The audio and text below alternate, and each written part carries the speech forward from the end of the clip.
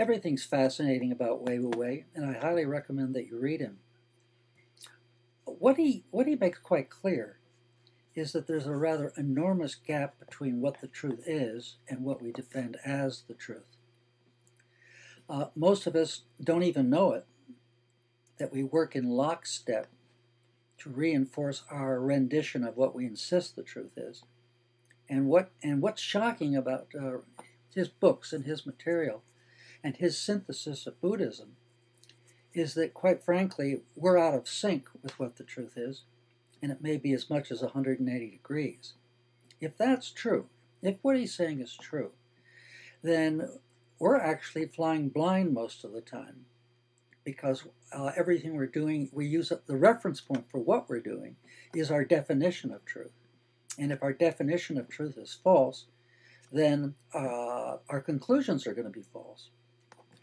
The more I read him, the more I began to consider that what he was saying might have some validity, albeit a lot of it was startling, to say the least.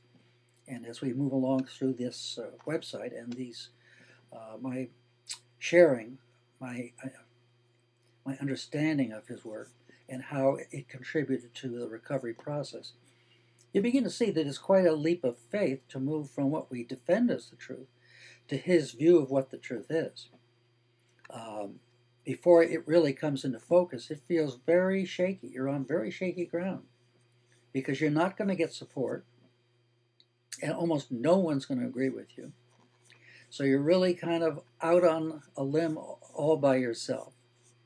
And yet, if what he says is true, and if Buddhism at its core, in the absolute sense, not the relative sense, in its absolute sense, then retrieving the truth is really, holds a high potential for relief, for happiness, for peace, for harmony, for all the things that we might dream about when we're stuck in our traditional view of reality.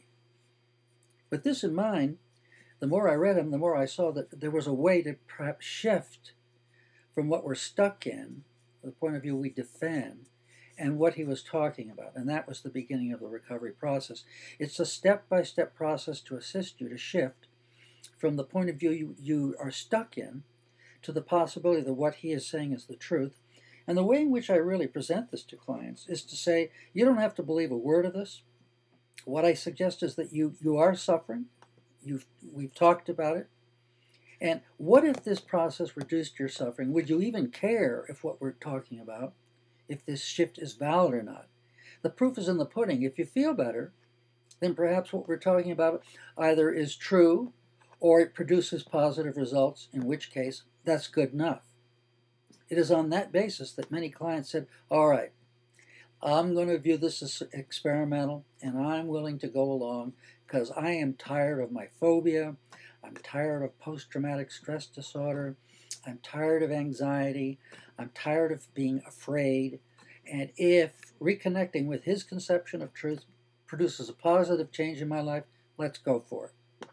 And so in this installment, you begin to see that what he says is that the core of one of our major core of our problems is that all of us are operating in the assumption that control exists and that if we work hard enough, we can achieve it.